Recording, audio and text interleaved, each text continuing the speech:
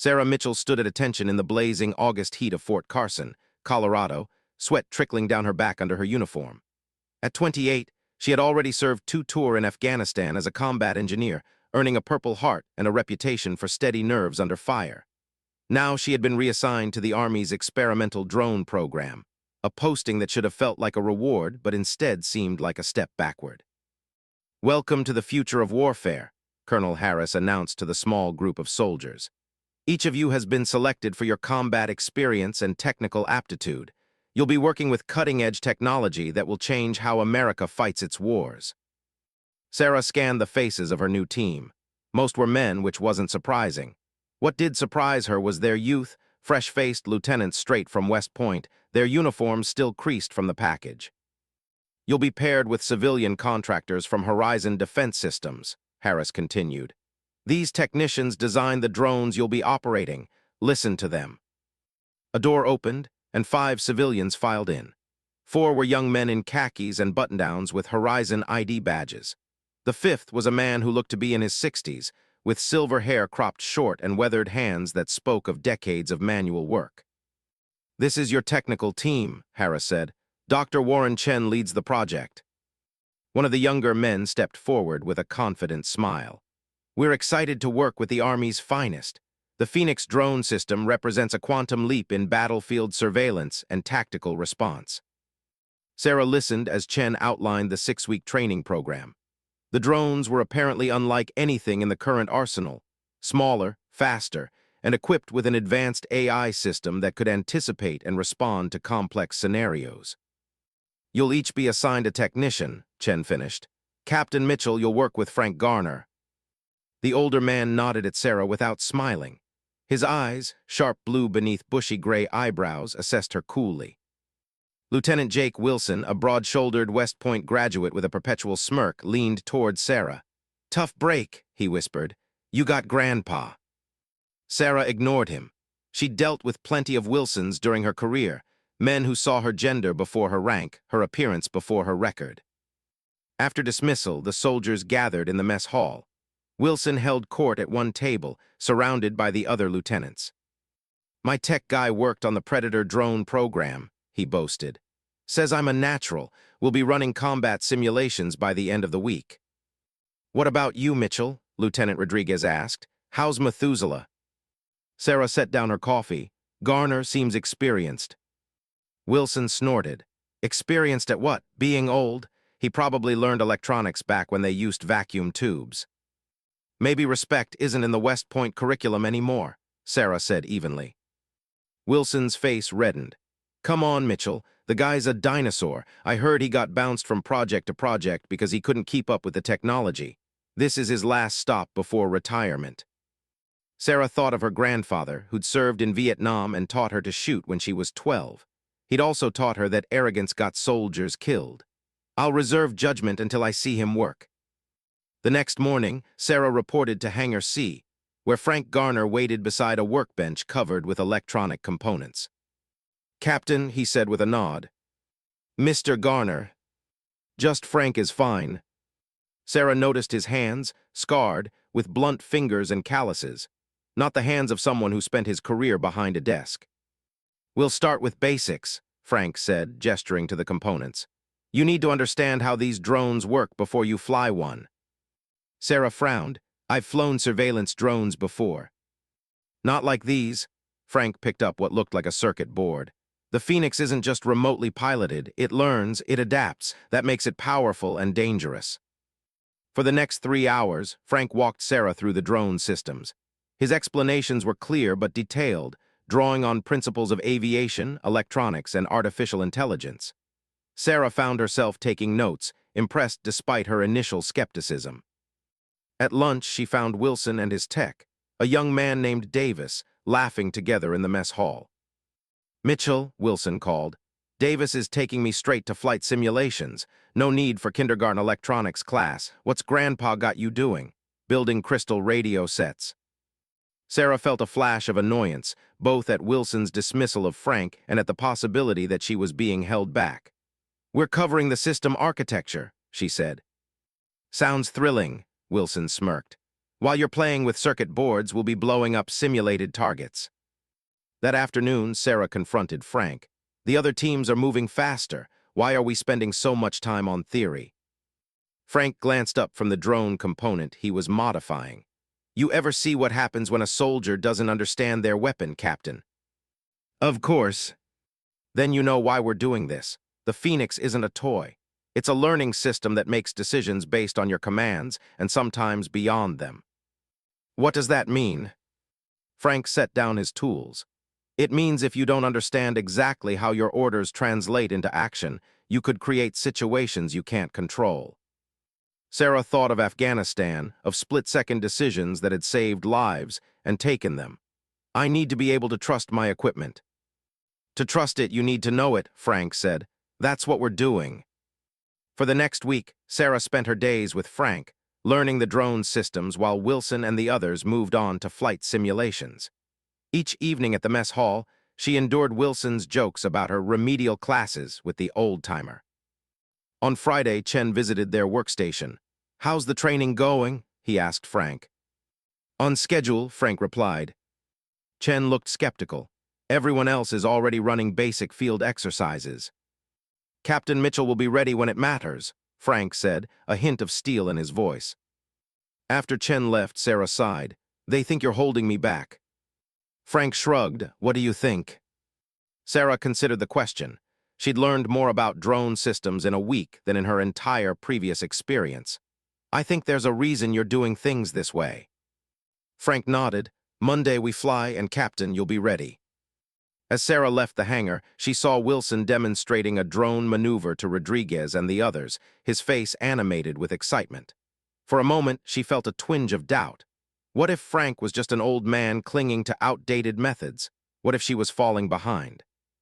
But something in Frank's quiet confidence made her push the doubt aside. Monday would tell.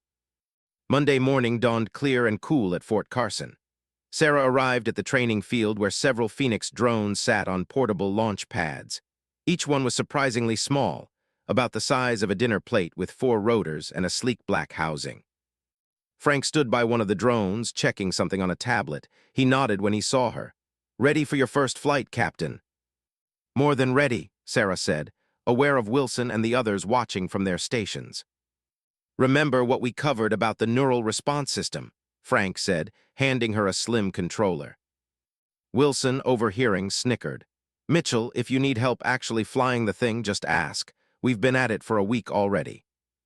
Sarah ignored him, focusing on Frank's instructions. The controller was simpler than she expected, just a small screen with minimal controls.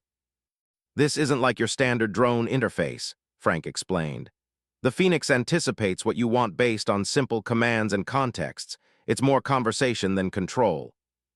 Sarah frowned. That sounds unreliable. It would be if you didn't understand the parameters. Frank tapped the drone. But you do. That's why we spent a week on the systems. Chen approached, clipboard in hand. Garner, I've set up a basic obstacle course for Captain Mitchell since this is her first flight day. Frank's mouth tightened slightly. We'll be running our own series of tests first, Dr. Chen. Chen frowned. Everyone follows the same training protocol. With respect, Frank said, my training method is tailored to each operator. Chen looked like he wanted to argue, but instead turned to Sarah. Captain, the course is ready when you are. He walked away stiffly. Sarah glanced at Frank. We should probably follow the protocol. We will, Frank said, after our test. He pointed to a stand of trees about half a mile away. I want you to send the drone to that copse, circle it once, and return. Simple flight pattern. Sarah nodded, feeling a twinge of disappointment. After a week of intensive technical training, her first flight would be a basic maneuver any cadet could perform. She activated the controller, and the drone hummed to life, rising steadily to hover at eye level. She input the coordinates for the trees, and the drone shot forward with surprising speed. It's faster than I expected, Sarah commented. Frank nodded. The Phoenix moves differently than military drones you've used before. It calculates the most efficient path continuously. The drone reached the trees, executed a perfect circle around them, and returned to hover before Sarah. The entire operation had taken less than a minute. Good, Frank said. Now for something more complex. See the water tower at the edge of the base. I want you to send the drone to inspect the condition of the support struts, focusing on potential weak points. Sarah frowned. That's a structural analysis, not a flight pattern. Exactly, Frank said. Tell the drone what you want, not how to do it. Sarah hesitated, then spoke into the controller's microphone. Phoenix, inspect the water tower supports for structural weaknesses. The drone immediately flew toward the tower, but instead of circling it randomly, it began a methodical examination, moving slowly up and down each support, its camera zooming in on joints and connection points. It's running a diagnostic pattern, Sarah said, surprised. The AI is interpreting your command based on structural engineering principles, Frank explained. It's choosing the best path to accomplish your goal. When the drone returned, it displayed a heat map of the tower on Sarah's controller, with several areas highlighted in yellow. These points show stress patterns or early corrosion, Frank explained. Nothing dangerous yet, but the drone identified them as potential future failure points. Sarah stared at the display. That's incredible. It did a full structural analysis on its own. Not on its own, Frank corrected.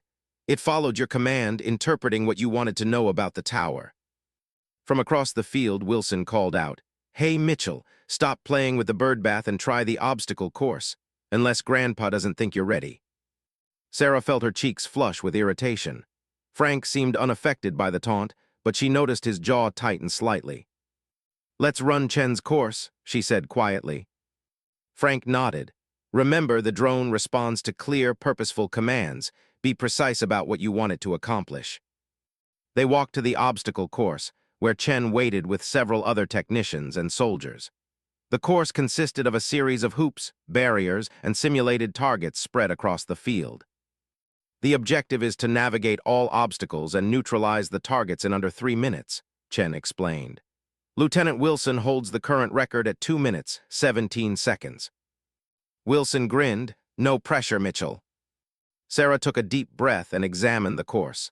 Based on what Frank had taught her, the traditional approach of manually steering through each obstacle would be inefficient. The Phoenix could do more. "Ready," she told Chen. Chen started his timer. "Begin." Instead of immediately launching the drone, Sarah spent a few seconds studying the course layout. She was aware of Wilson smirking, probably thinking she was hesitating out of nervousness. "Phoenix," she finally said into the controller, "navigate the obstacle course and neutralize all targets using the most efficient path. Prioritize accuracy over speed." The drone lifted off and paused, as if calculating. Then it shot forward with startling velocity. Instead of approaching the obstacles sequentially as the other drones had done, it plotted a 3-dimensional path that minimized distance.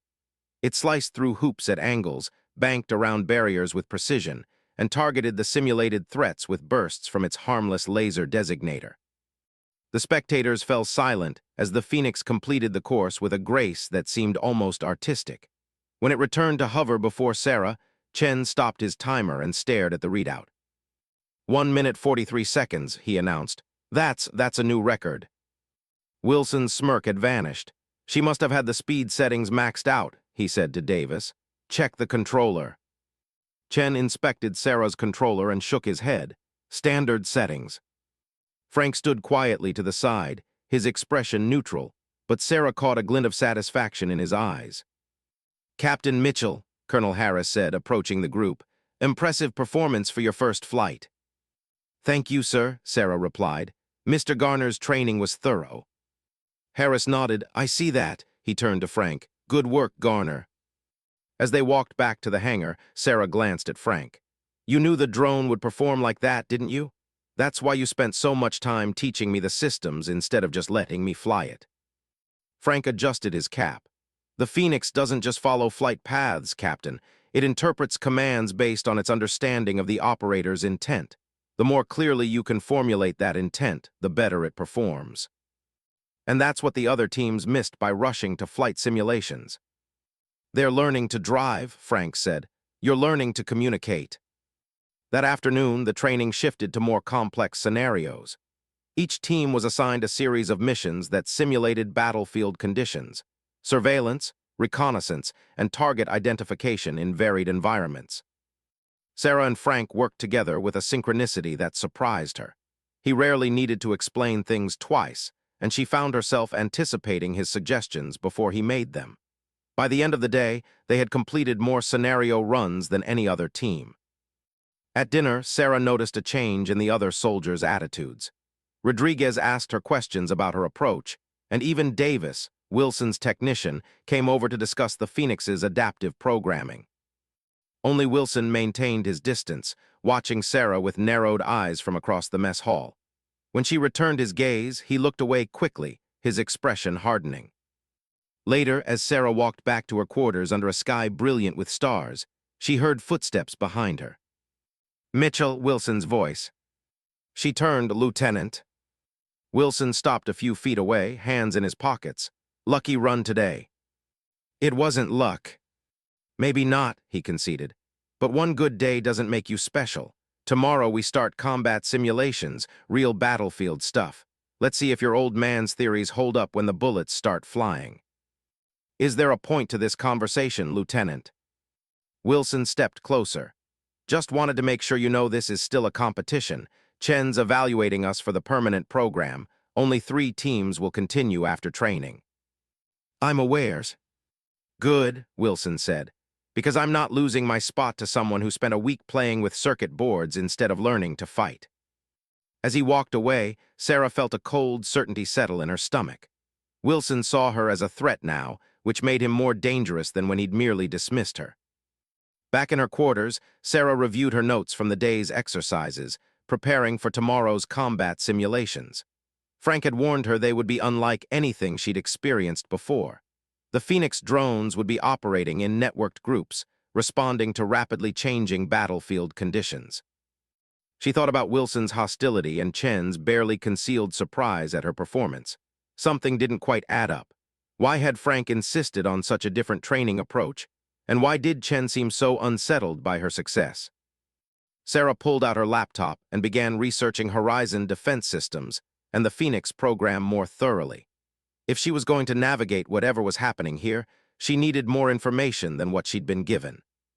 Several hours and dozens of technical documents later, she sat back, troubled by what she'd discovered. The Phoenix program had experienced multiple setbacks in early testing, drones that behaved unpredictably, that sometimes ignored commands or misinterpreted them with catastrophic results. 3 test pilots had been injured when drones malfunctioned during exercises similar to the ones scheduled for tomorrow. All this had been carefully omitted from their briefings. Sarah closed her laptop and stared at the ceiling, wondering if Frank knew about these incidents. He must, given his insistence on understanding the system architecture before attempting to fly the drones. Tomorrow would be dangerous in ways Wilson and the others didn't understand. She needed to be ready. The sun had barely cleared the mountains when Sarah arrived at the combat training facility the next morning. Unlike the open field they'd used yesterday, today's exercises would take place in a complex of buildings constructed to simulate an urban environment. Concrete structures with multiple levels, narrow alleys, and hidden spaces that mimicked the challenges of city warfare. Frank was already there, running diagnostic checks on their Phoenix drone. He looked up as Sarah approached, nodding her expression. "You've been doing your homework," he said. It wasn't a question. Sarah nodded. 3 accidents in preliminary testing, 1 pilot permanently grounded with neurological damage. Frank's face remained impassive, but his eyes sharpened.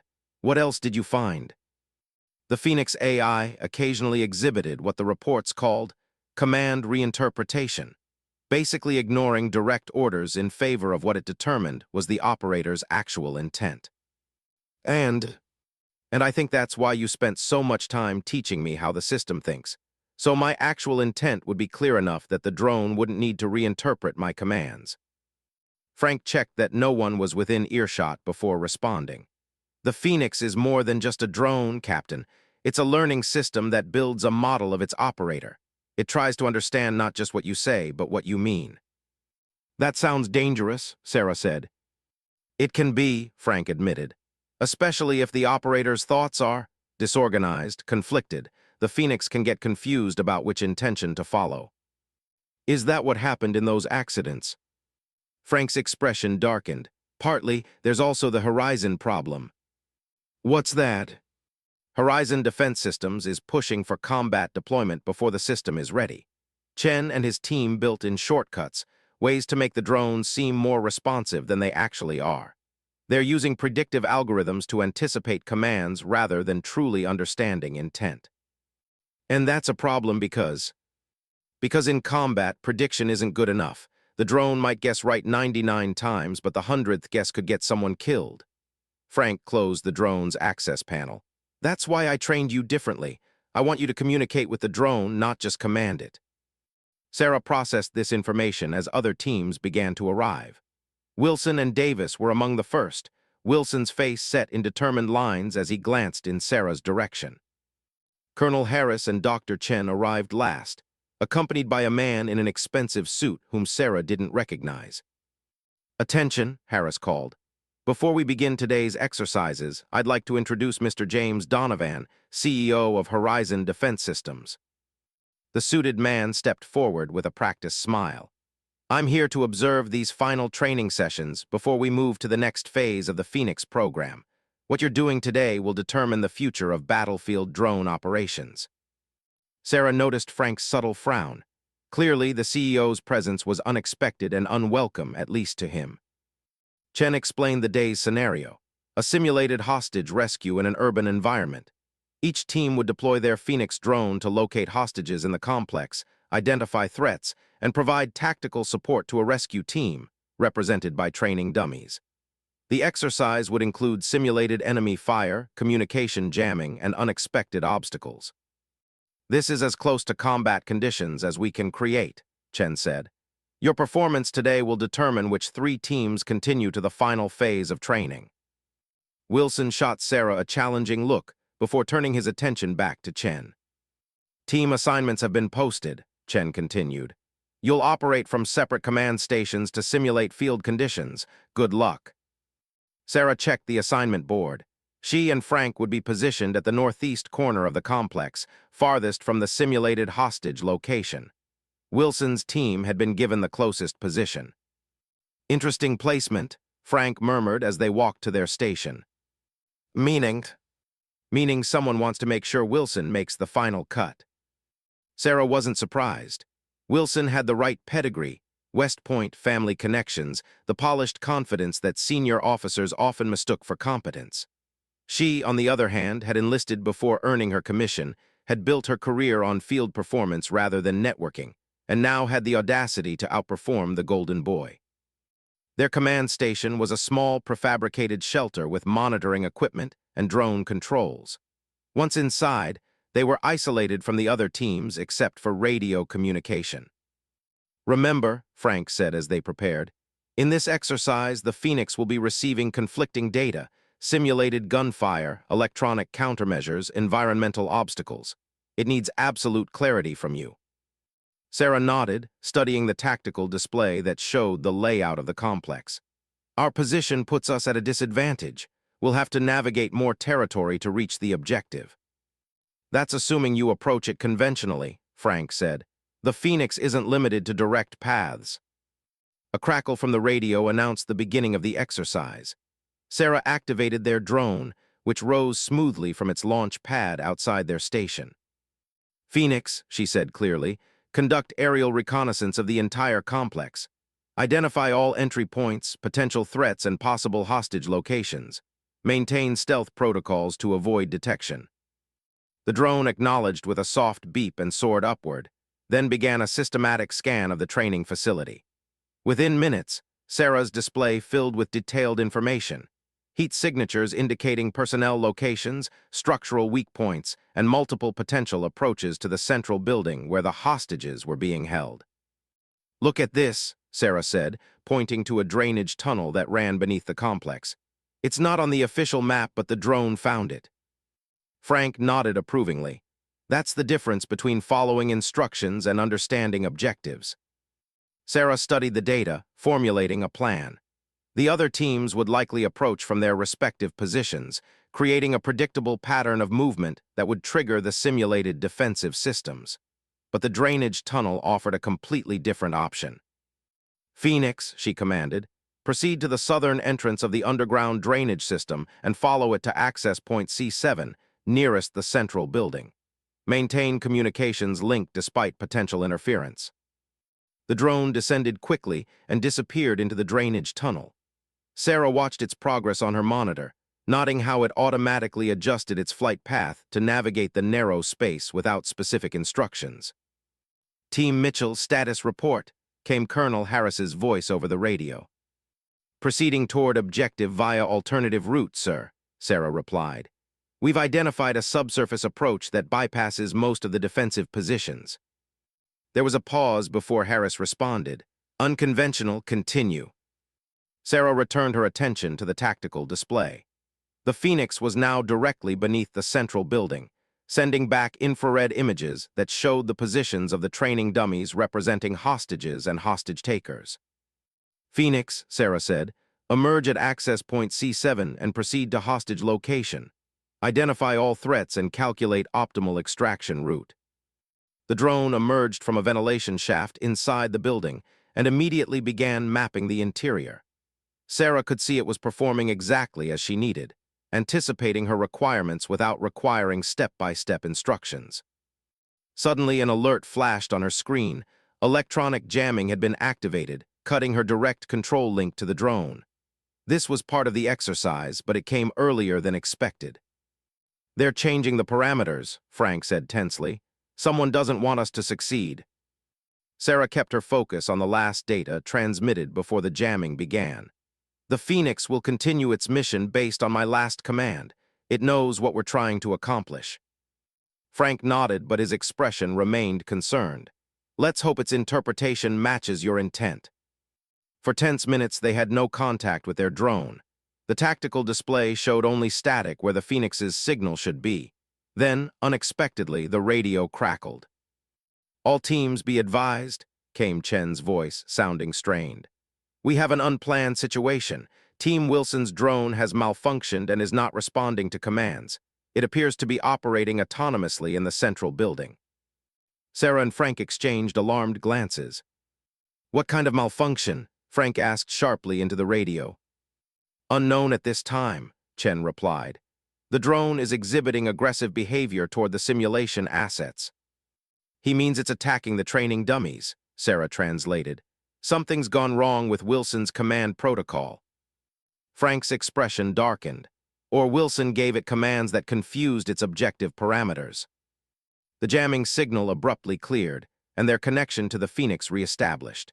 Sarah's display filled with real-time data from inside the building, including alarming footage of Wilson's drone firing its training laser at both hostage and hostile targets without discrimination. "Phoenix," Sarah said urgently, "priority command.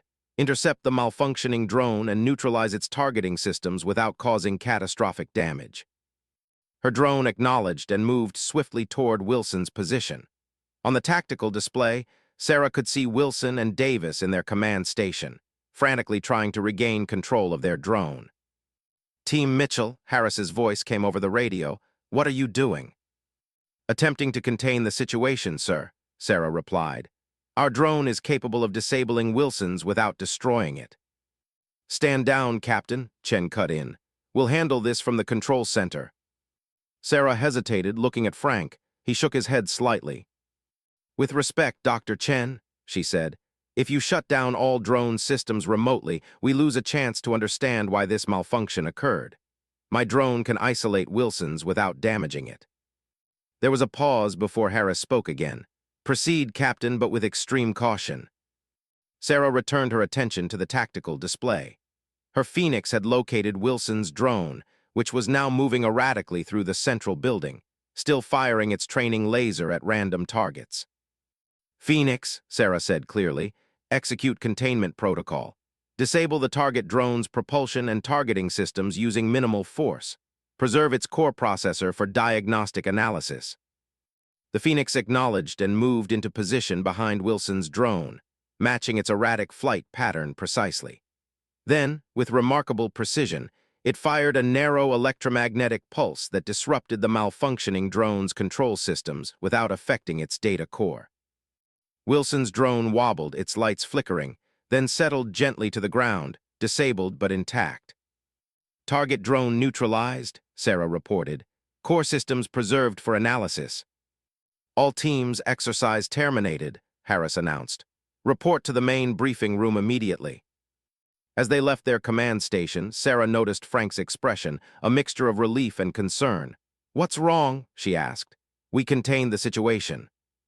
"Yes," Frank said quietly, "but now we need to find out why it happened in the first place, and I have a feeling someone isn't going to like the answer." In the briefing room, tension hung in the air.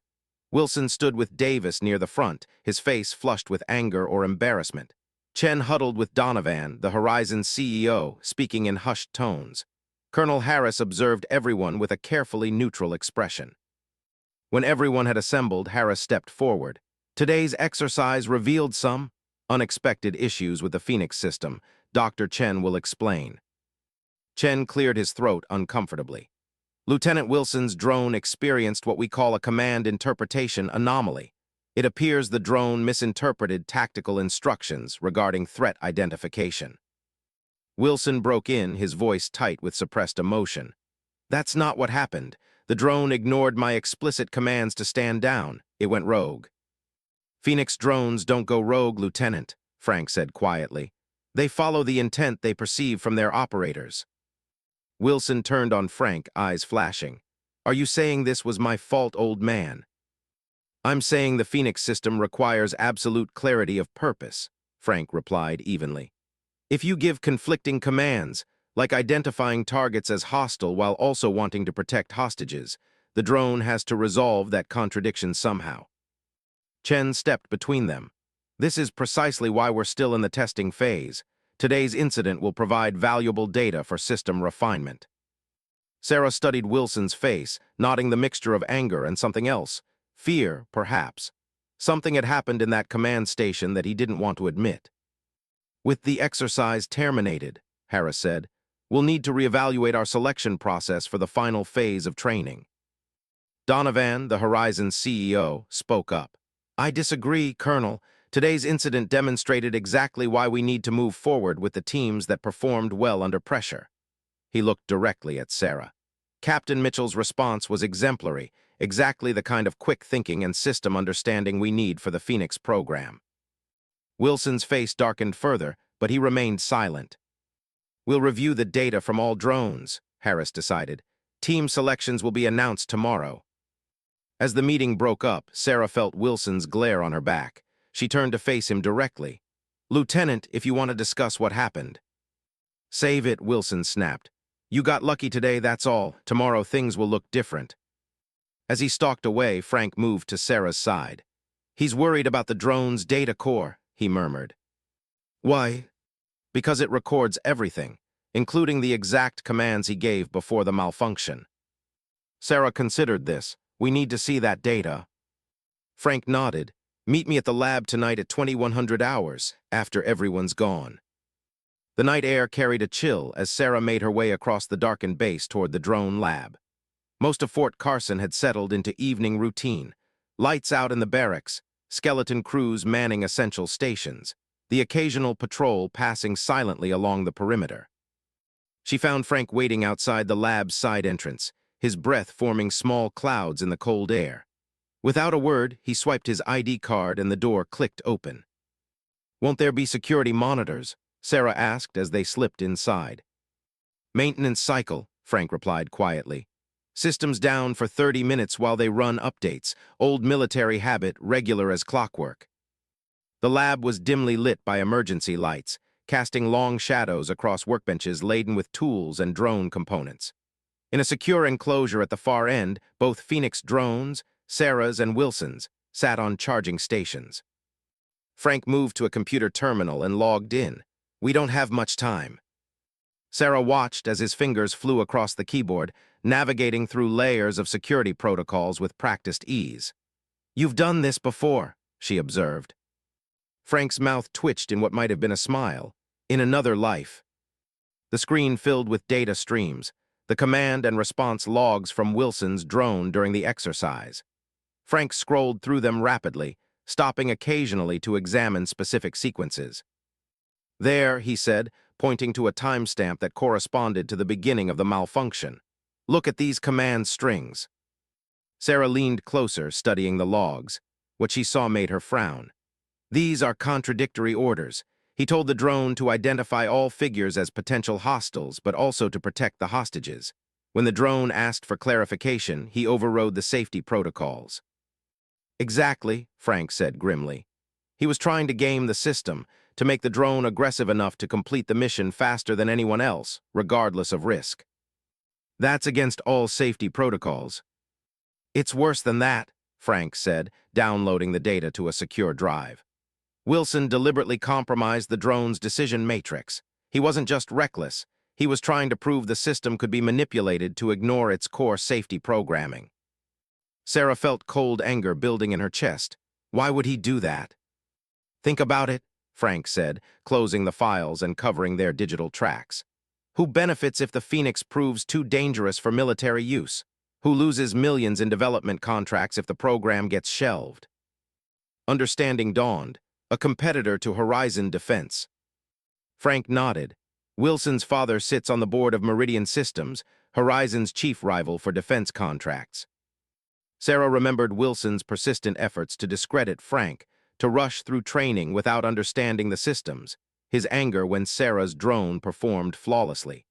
He's been sabotaging the program from the inside. And nearly succeeded today, Frank said, pocketing the data drive. If your drone hadn't contained the situation so cleanly, the Phoenix program might have been shut down on safety grounds. They finished erasing evidence of their presence and slipped out of the lab just as the security systems came back online.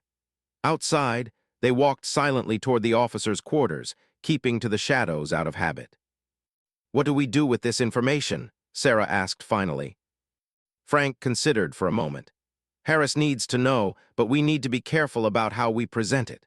Wilson has connections, and accusations of sabotage against a West Point graduate won't be taken lightly without irrefutable proof. Which we now have, Sarah pointed out, gesturing to the data drive. Which we obtained unofficially, Frank countered.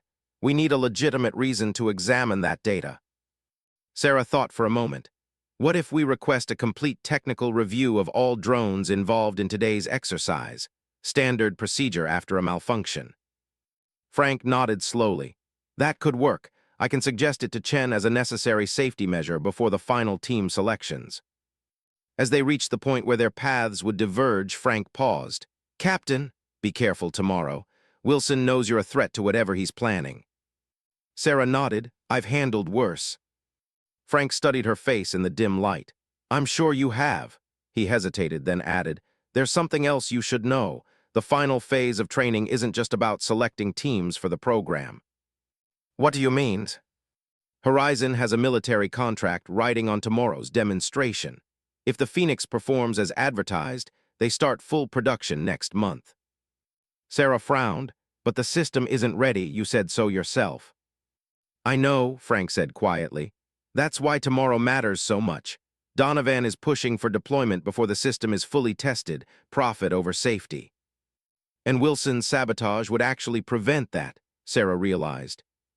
For the wrong reasons, Frank said. If the Phoenix fails, Meridian's competing system gets fast-tracked instead, with all the same flaws and none of the safeguards we've built in. Sarah processed this information. So we're caught between corporate greed and corporate sabotage, with soldiers' lives in the balance either way. Welcome to modern warfare, Captain, Frank said with a tired smile. Get some rest. Tomorrow will be interesting. Sarah slept fitfully that night, her dreams filled with drones that moved with uncanny intelligence, following commands she couldn't remember giving. She woke before dawn, a plan forming in her mind. The final demonstration was scheduled for 900 in the base's largest training area, a mile-wide section of rugged terrain that included woodland, open fields, and a mock village. When Sarah arrived, the viewing stands were already filling with military observers, defense contractors, and even a few congressional staffers. She spotted Frank near the preparation area, running final checks on their Phoenix. His face was set in lines of concentration, but he looked up as she approached. Sleep well, he asked. Well enough, Sarah replied. You talked to Chen. Frank nodded. He's authorized a full systems review after today's demonstration. Convenient timing. Politics, Frank said with a shrug, but at least it gives us legitimate access to the data. Sarah looked across the field to where Wilson and Davis were preparing their drone. Someone had worked through the night to repair it after yesterday's malfunction. Wilson caught her looking and gave her a cold smile that didn't reach his eyes. He looks confident for someone whose drone failed spectacularly yesterday, Sarah observed. That's what worries me, Frank admitted. He's got something planned. Colonel Harris approached, accompanied by Chen and Donovan. Captain Mitchell, Mr. Garner, ready for today's demonstration. Yes, sir, Sarah replied. Harris nodded. Good. The scenario today will test all aspects of the Phoenix system: reconnaissance, target discrimination, tactical support, and autonomous decision-making under combat conditions. Will Lieutenant Wilson's team be participating? Frank asked. After yesterday's incident. Chen answered quickly. The malfunction has been addressed. All 3 final teams will demonstrate their drones today. Sarah kept her expression neutral, but she felt a knot of tension forming in her stomach. Whatever Wilson had planned, he'd been given another opportunity to execute it. The demonstration began with a simulated battlefield scenario, a village occupied by enemy forces, represented by target dummies, with civilian noncombatants, more dummies, scattered throughout. Each team would deploy their Phoenix to support a theoretical assault team by identifying targets, creating a tactical map, and eliminating key threats. Sarah's team would go last, after Wilson and Rodriguez had completed their runs. As Wilson began his demonstration, Sarah watched carefully. His drone performed flawlessly, identifying targets with precision and responding to commands with none of the erratic behavior from the previous day. When he completed his run with a perfect score, he shot Sarah a triumphant look. Something's not right, she murmured to Frank. It's like he's got a different drone. Frank's eyes narrowed as he studied the Phoenix that Wilson had just landed. Maybe he does. What do you mean? I need to check something, Frank said. Keep an eye on Wilson while I look at the maintenance logs. While Rodriguez ran through his demonstration, Frank disappeared into the control center. He returned just as Rodriguez was finishing, his expression grim. Wilson's drone was completely rebuilt overnight, he told Sarah quietly. New processor, new command module, basically a different machine with the same shell. Is that allowed? It's a gray area. Technically, teams can request maintenance between exercises, but a complete rebuild goes beyond maintenance. Sarah processed this information as her name was called for the final demonstration. She stepped forward to the control station, aware of the dozens of eyes watching from the observation stands. Captain Mitchell, Harris announced, your scenario will be slightly different. We want to test the Phoenix's adaptability. Your drone will need to locate and identify a single high-value target hiding among multiple civilian structures. Collateral damage will result in automatic failure. Sarah felt a cold certainty that this change had been arranged to disadvantage her. Finding a single target in the complex village setting would be far more challenging than the straightforward assault scenario given to Wilson and Rodriguez. Understood, sir, she said, keeping her voice steady. She activated the Phoenix, which rose smoothly to hover before her. From the corner of her eye, she saw Wilson watching intently, standing closer to her control station than necessary. Phoenix, Sarah said clearly, conduct a systematic search of the village area. Identify all personnel, distinguish between combatants and non-combatants, and locate the high-value target without engaging. The drone acknowledged and moved toward the village at high speed. On Sarah's display, data began streaming in: thermal signatures, movement patterns, structural analysis of buildings. The Phoenix was creating a comprehensive tactical picture with remarkable efficiency. Impressive data collection, Chen commented, watching over her shoulder. Sarah nodded without taking her eyes off the display.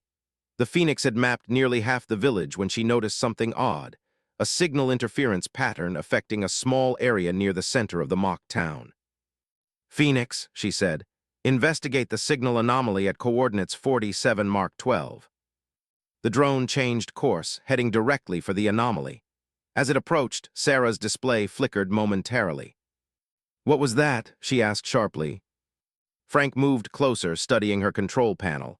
"External signal," he said quietly. "Someone's broadcasting on the Phoenix command frequency." Sarah's eyes snapped to Wilson, who quickly looked away, his hand moving to his pocket. "He's trying to hijack our drone," she whispered to Frank. "Or just disrupt it enough to make you fail," Frank replied. "Either way, we need to counter it." Sarah thought quickly.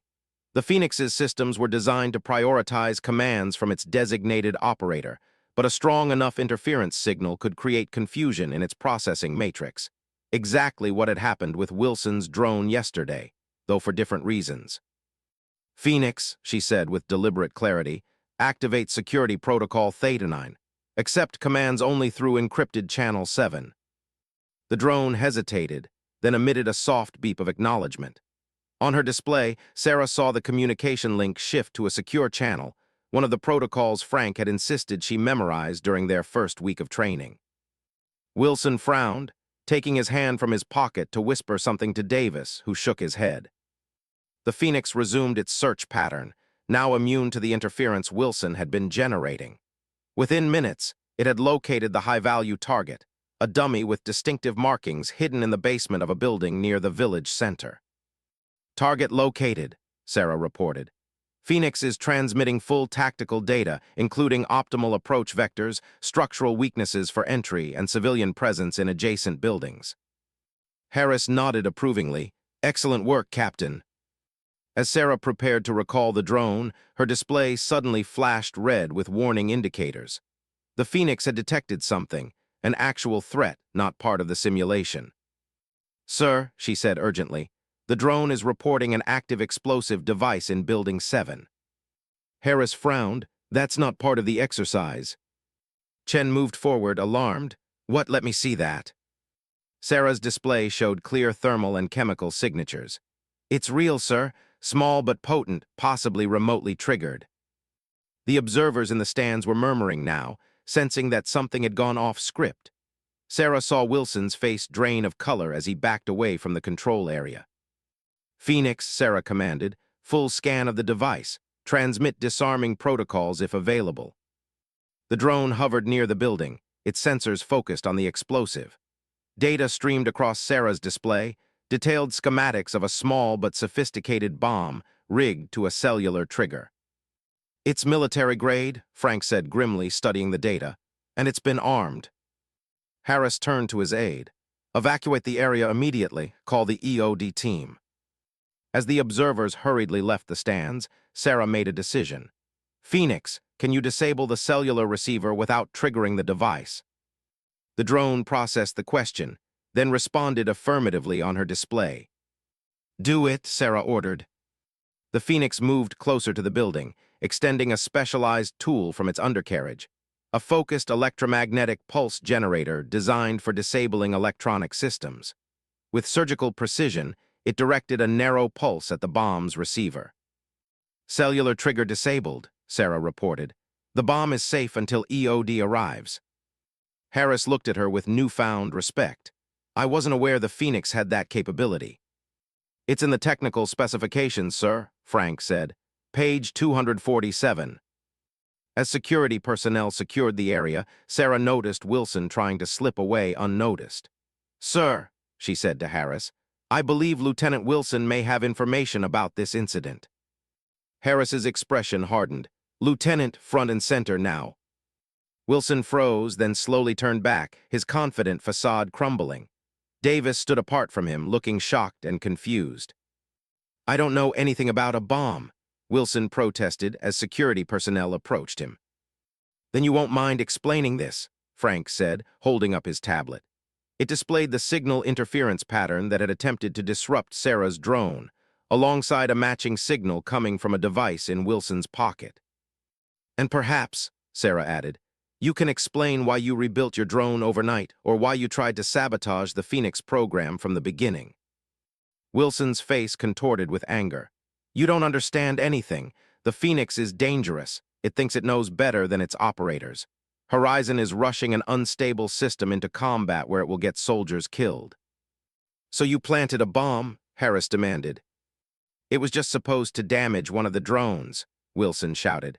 To prove how vulnerable the system is, no one was going to get hurt.